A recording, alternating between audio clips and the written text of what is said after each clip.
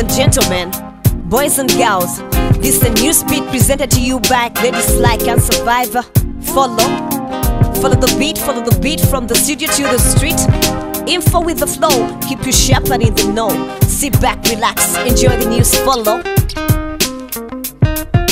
Greece is the birthplace of democracy, a system where people rule in harmony, but times have changed and the system needs to be rearranged. Today, Greece is run by 5 main families, and the elite class controls all the industries. But after the Greeks were bullied by the European Union and the international financial institutions, they collectively voted for a radical left-wing coalition. The party is called Syriza, a socialism platform aimed to resist the Troika, which has just left Greece with loans. But Greece has had enough with this failed policy and taking loans in exchange for austerity.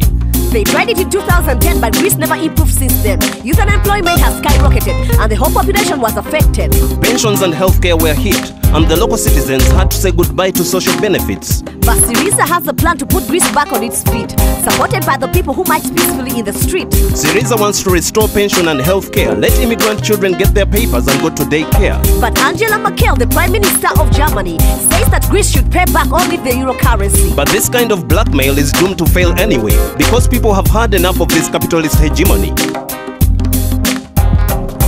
From a wrestling legend to a poverty-stricken double amputee, James Harris has lived a checkered life of triumph and tragedy. A household name in the 1980s and 90s, he now lives on a disability check in Memphis. Harris's father was killed in a dice game when he was 4 years old, and the already poor family struggled to stay afloat. He dropped out of school to engage in petty crime, and later began driving trucks and picking fruit for a dime. At the age of 25, Harris met Bobo Brazil and trained under Tiny Tim Hampton to gather skill. His luck changed when he met wrestler Jerry Lawler, who also happened to be Memphis Wrestling's co-owner. Along with partner Jerry Jarrett, they created a character, a vicious spear-holding and barefooted headhunter with beads around his neck and a painted tribal face, and that's how Kamala the Ugandan giant came into existence. After 2 years, Kamala decided to move on, and in 1984 he met wrestling boss Vince McMahon, who turned Kamala into a global phenomenon. But later the big man was diagnosed with diabetes, and he neglected to begin treatment of dialysis. So in 2011 he lost both his legs to the disease.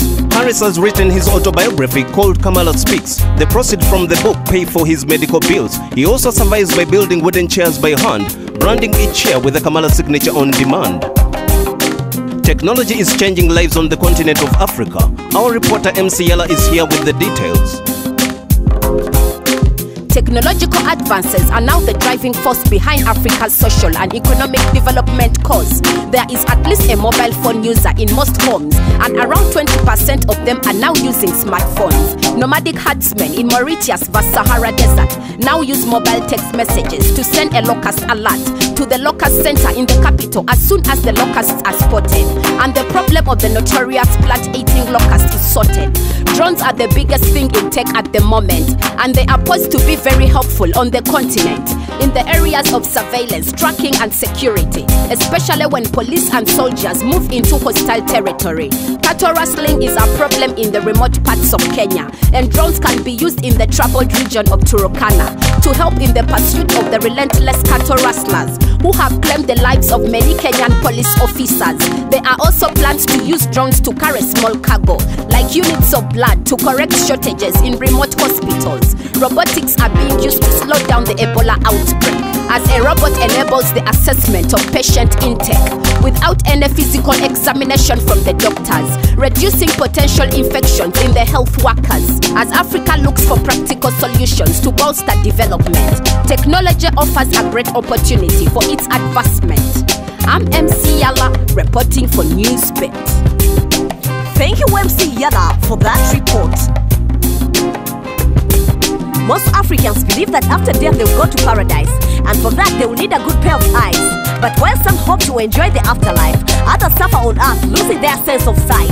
If only the dead could leave their bodies to science, many living things would get another chance. In Africa, donating organs while dead or alive is still a practice few think is wise. Religion and all beliefs tell us we shouldn't do it, but around the world people do it and they live better for it. In Kenya, for example, many suffer from eye disease, but the eye bank is empty and new eyes are only available overseas. Kenyans are not used to this kind of practice, a problem rooted by culture and traditional beliefs. Some Africans have pledged their organs, but it's not not always enough. When grieving family members show resistance, the law offers no solution because giving an organ is not a legal option. In Kenya, just like in Uganda, donating a life is not okay. But after dying, it becomes more complicated. If only one African would give his dead body to the living, maybe more people would follow and contribute to more healing. That was the news on the beat. Next week will be another hit. Still Lady Sly and Survivor, reporting live and direct with love and respect. Follow the beat, follow the beat, follow the beat, follow the beat. Follow the beat. Follow the beat, follow the beat, follow the beat, follow the beat. Follow the beat.